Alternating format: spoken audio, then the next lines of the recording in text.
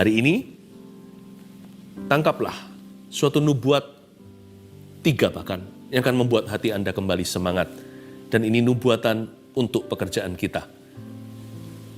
Matius pasal yang ke-17 ayat 24 sampai 27, 3 nubuatan untuk pekerjaan kita.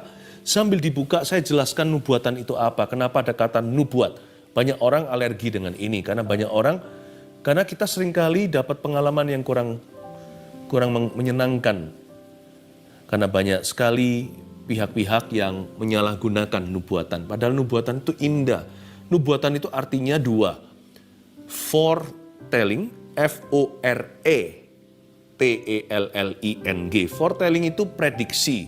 Jadi seperti perakiraan. Nanti hujan atau tidak. Tapi ini bukan cuaca.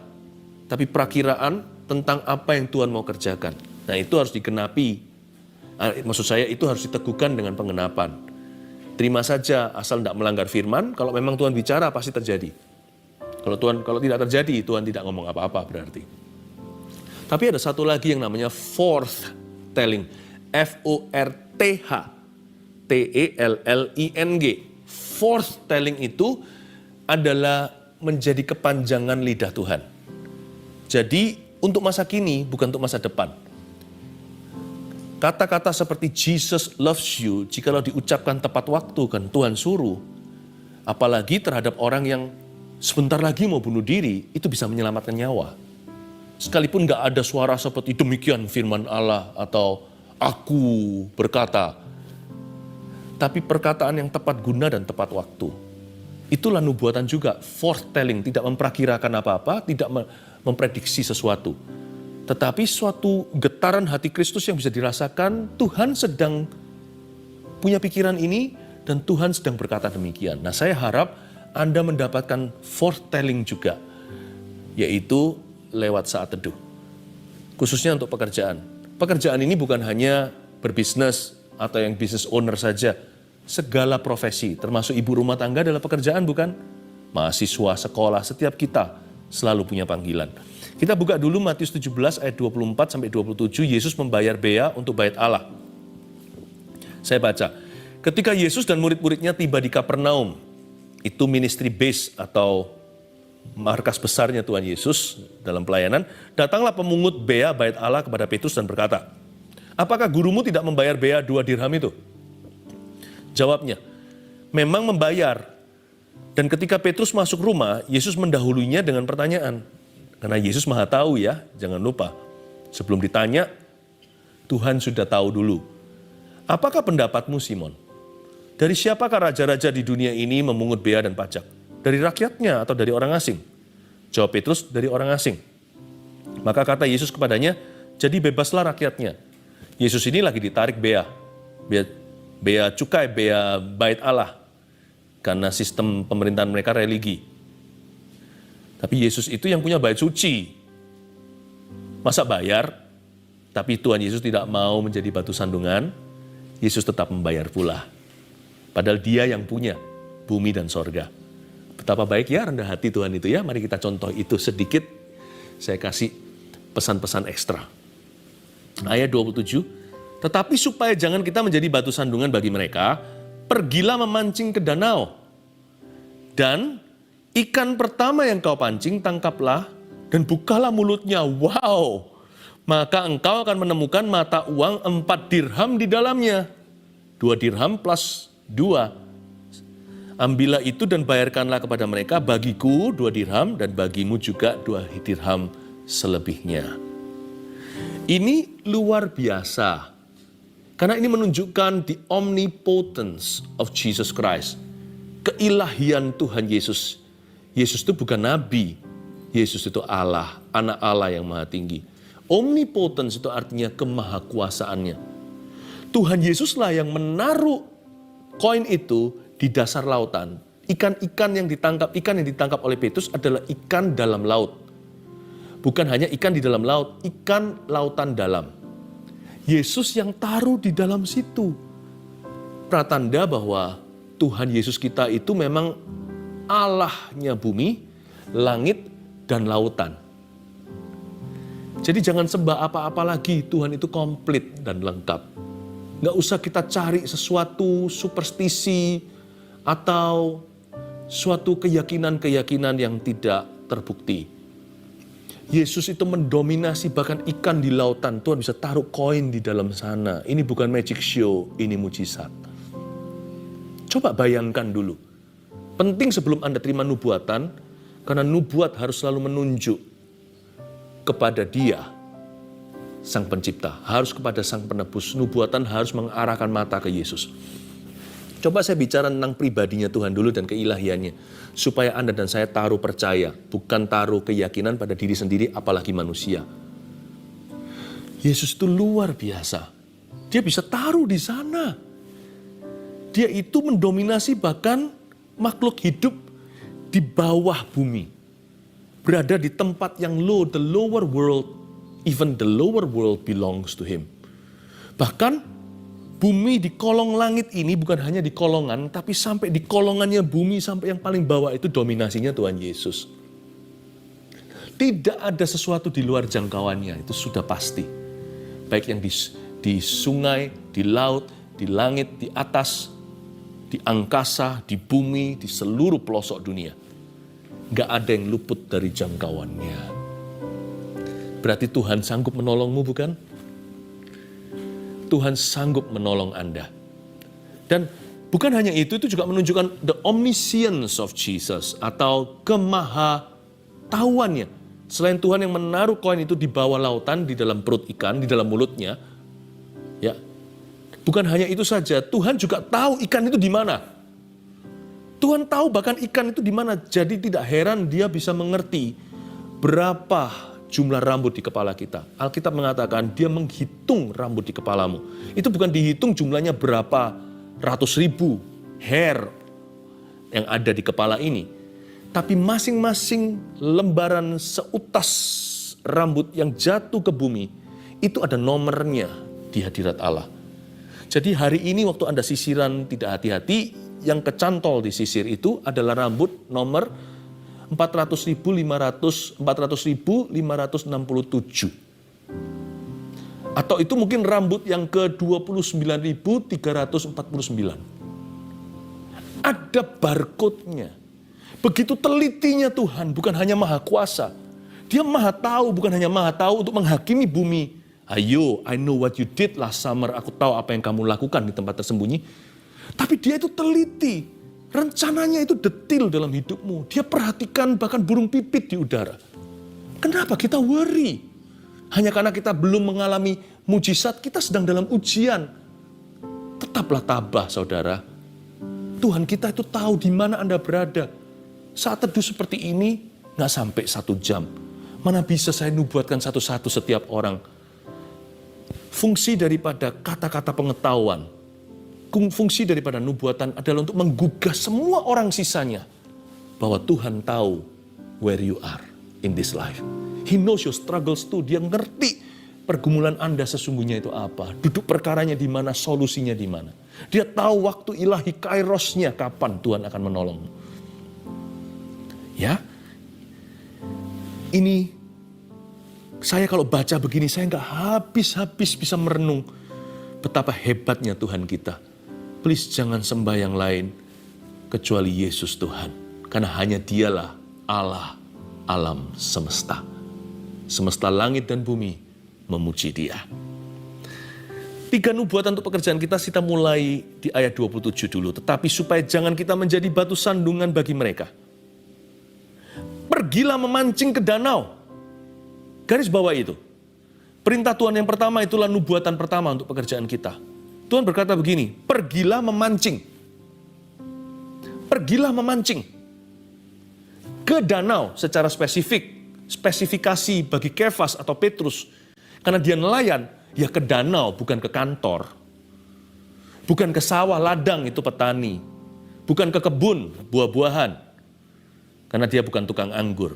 Juga bukan bukan peternak. Jadi bukan disuruh bukan disuruh ke kandang. Yesus itu sangat-sangat bijaksana.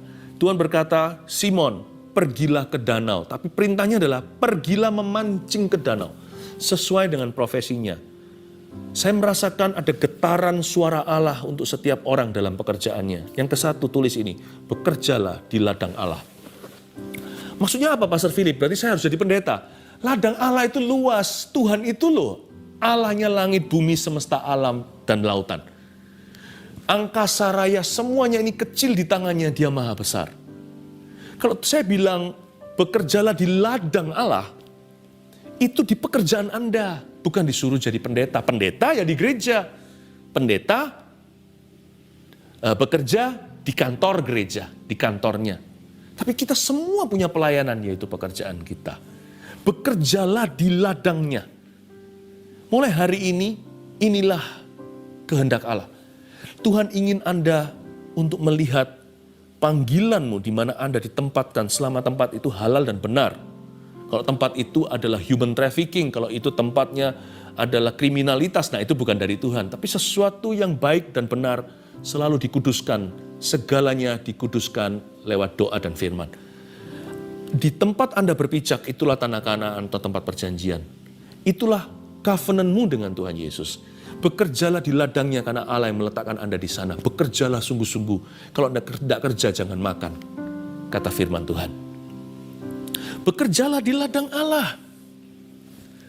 Pergilah memancing ke danau. Pernah mikir nggak? Kalau Tuhan memang butuh uang, kenapa Tuhan pakai ikan? Kenapa hari itu ikan adalah makhluk yang diistimewakan? Bukankah tidak adakah makhluk lain yang lebih layak? Kenapa Tuhan tidak bisa gerakkan satu orang manusia tiba-tiba datang kasih amplop ke Petrus? Kalau seperti itu kan murahan dan juga kurang mendidik Petrus tentunya. Karena Tuhan sedang menciptakan, sedang membentuk hamba Tuhan. Kenapa disuruh ke ikan ya? Pernah pikir nggak? Pasti ada banyak malaikat iri sama ikan itu. Saya nggak tahu itu ikan pasti bukan ikan mahal lah. Ikan Galilea itu ikan-ikan biasa. Ikan besar-besar juga ada, tetapi bukan ikan-ikan seperti yang bluefin tuna. Itu di perairan Indonesia. Di Galilea itu ikan Petrus. Disebut begitu sampai hari ini. Ikan-ikan seperti mujair begitu. Bukan ikan yang mahal. Malaikat-malaikat pasti semuanya berkata, kenapa bukan salah satu dari kami? Dengan senang hati. Malaikat kalau turun langsung kasihkan ke tangan anak Allah. Karena mereka semua ingin mendapat perkenanannya. Buktinya pada waktu Yesus sedang menderita di Getsemani, malaikat yang turun dan bercahaya memberi dia kekuatan. Atau Musa kali, atau mungkin bahkan Elia. Dengan senang hati mereka datang untuk ngobrol dan kongko dengan Tuhan Yesus di Gunung Transfigurasi sebelum penyalipannya. Kenapa enggak Tuhan pakai seorang tukang pos yang lain? Kenapa ikan? Pernah pikir enggak kenapa ikan? Bukan ikannya.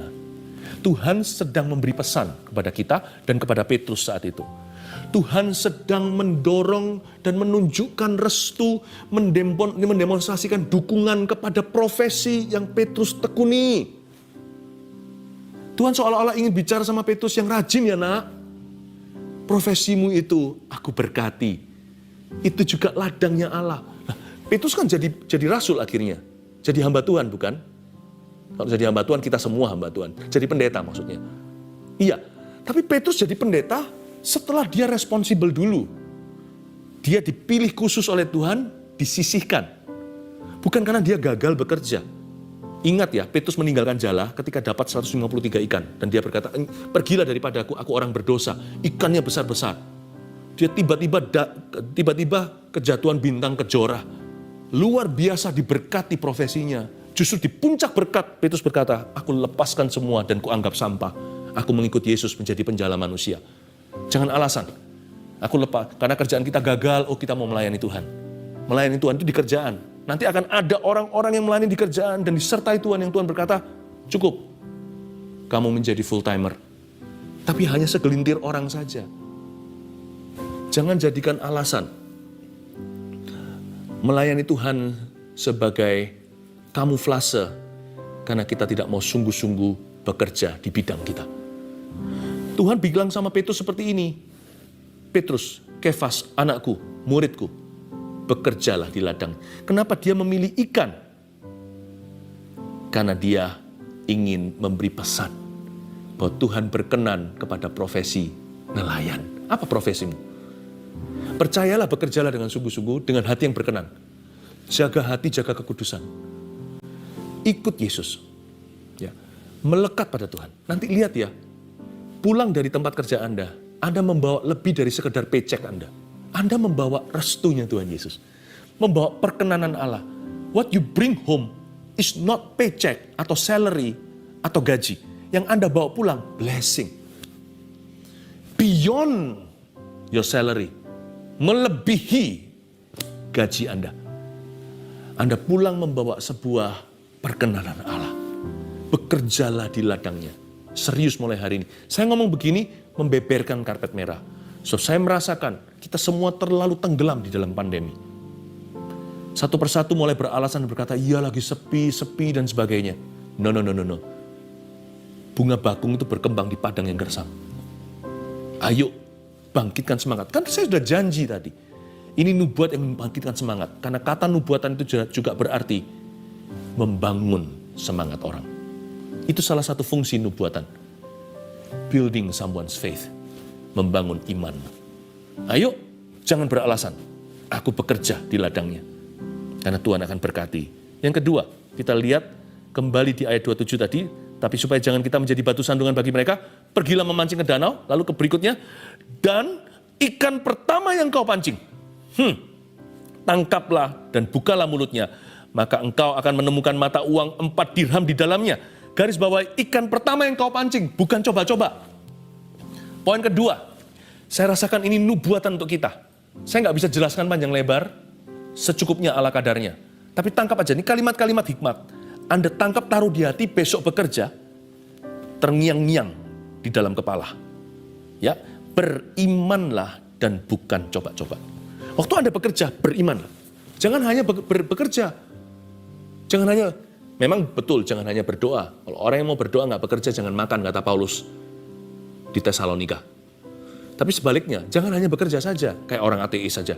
Bukankah Bapakmu di surga tahu yang kau butuhkan? Burung pipit di udara pun dia pelihara. Berimanlah. Jangan-jangan kita kerja. Nanti seperti si sulung yang tenggelam di dalam pekerjaannya dan tersesat di rumah Bapak. Kita nggak ingat bahwa kita ini adalah umat berkat, umat yang diberkati oleh Allahnya. Berimanlah. Bangun kerohanianmu dalam pekerjaanmu. Bangun mesbahmu. Baik mesbah pribadi maupun mesbah keluarga. Berimanlah kepada Tuhan. Klaim janji Tuhan. Yang Anda harus memorize, yang selalu jadi memori adalah scriptures atau firman Tuhan. Hafal ayat-ayat. Ucapkan di mulut daripada keluhan, gosip melulu. Berimanlah, klaim janji Tuhan. Tuhan gak keberatan kalau Anda mengklaim janjinya, malah Tuhan senang. Doa-doa kita terarah barang siapa di dalam firman dan firman di dalam dia. You see, minta apa saja akan diberikan. Sebab kita gak akan ngawur mintanya kalau ada firman. Berimanlah dan bukan coba-coba. Coba bayangkan jadi Petrus ya. Dia diberitahu sama Yesus, kamu cari sampai ketemu tuh ikan yang ada koin di mulut. Enggak. Yesus berkata, lemparkan kailmu. Ikan pertama yang kau pancing, Tuhan bahkan tidak pakai jala, individu. Bukan grosir banyak lalu mulai disortir satu persatu yang mana ada koin di mulutnya. Jangan coba-coba. Presisi. Ini adalah bisnis pekerjaan atau profesiku, presisi. Ini yang aku mau, Tuhan yang akan arahkan, aku serahkan perencanaan. Kejar, bukan kejar berkat. Kejar tujuan Allah. Berkat akan mengejarmu. Ya, presisi. Ini yang aku mau. Ikan pertama yang kupancing, akan kudapatkan. Dan Tuhan itu juga maha kuasa. Saya tunjukkan kemahakuasaan Tuhan. Kalau saya jadi Petrus disuruh pergi situ, saya pasti ragu. Begini pasti, saya mau lempar, siapa tahu kalau saya lempar, ini pikiran manusia. Kalau saya lempar nanti ternyata bukan ikan itu, persis di belakangnya ikan yang akan lewat berikutnya. Jadi kadang-kadang pikiran saya membuat tangan saya lamban untuk melemparkan kailnya. Waktu saya mau lemparkan, ragu. Siapa tahu sudah lewat ikan itu, kalau saya lemparkan sekarang terlambat. Peduli amat. Mungkin saya sedang bergumul 10 menit pertama di pinggir lautan. Atau di tepi danau itu. Tapi akhirnya, peduli amat, saya lemparkan. Kok bisa tepat jackpot? Cering, kena ke ikan yang satu itu. Dari jutaan ikan di Galilea. Kok Tuhan tahu ya? Kok Tuhan bisa membaca keraguan, hesitance atau hesitation maksudnya kelambanan Petrus atau pergumulannya. Andai kata Petrus lebih cepat, juga kena ikan yang sama. Andai kata dia lebih lambat 10 menit karena dia bergumul yang ini bukan. Atau sebelah sini, atau sebelah situ. Kayak kita di supermarket begitu, kita lihat yang kaleng ini atau kaleng itu ya. Masih kita lihat belum pasti. Padahal tadi waktu datang sudah tahu mau beli apa. Kalau kita lempar terlambat, juga kena ikan yang sama. Allah kita tidak coba-coba. Kalau Anda lemparkan sekalipun Anda ragu, asal Anda lemparkan dengan iman. Kalau iman Anda bulat, Anda lemparkan, Anda hemat waktu. Kalau Anda ragu, tetap Anda akan dapat ikan itu. Karena when God promises, it will come to pass. Kalau Tuhan telah berjanji, itu akan digenapi. Titik. Iman kita bukan pada ikan, iman kita bukan pada kail, iman kita bukan pada iman kita. Ya enggak, enggak iya.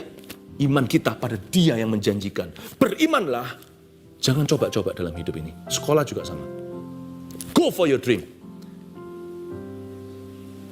Asal Tuhan beserta, apapun juga akan jadi. Katakan amin.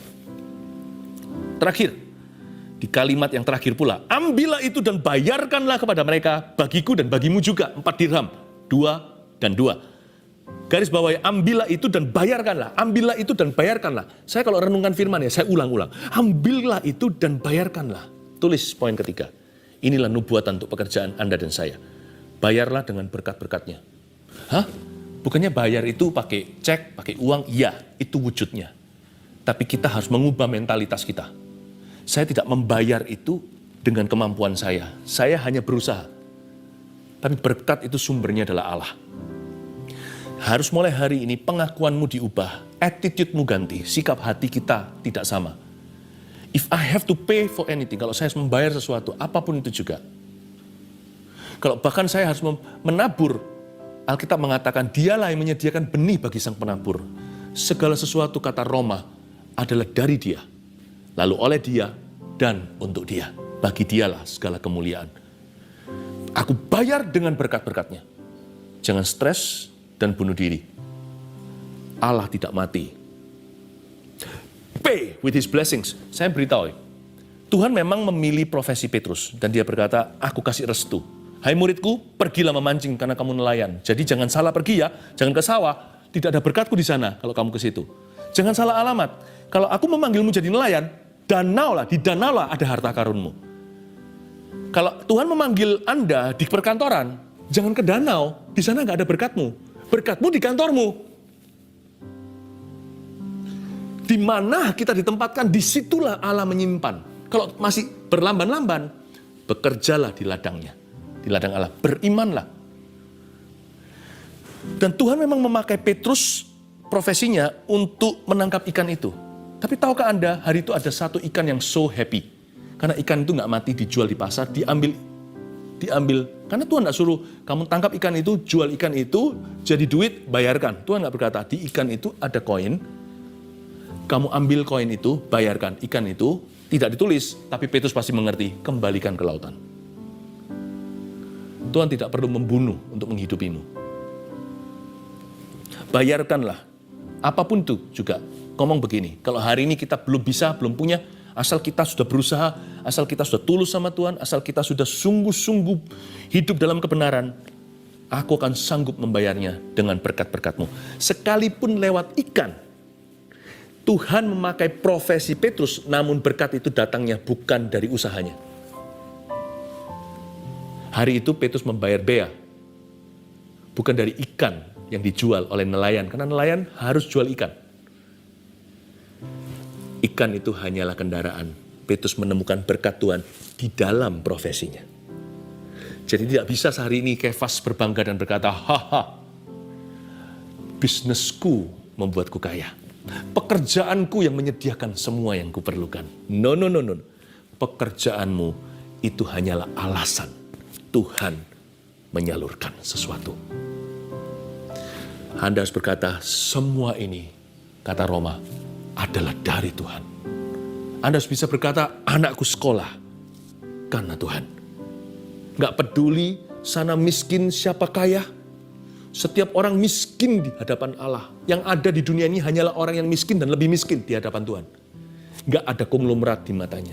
Semua kita poor in His sight. Karena kita tidak punya apa-apa. Mati tidak bawa apa-apa. Karena itu ganti pengakuanmu.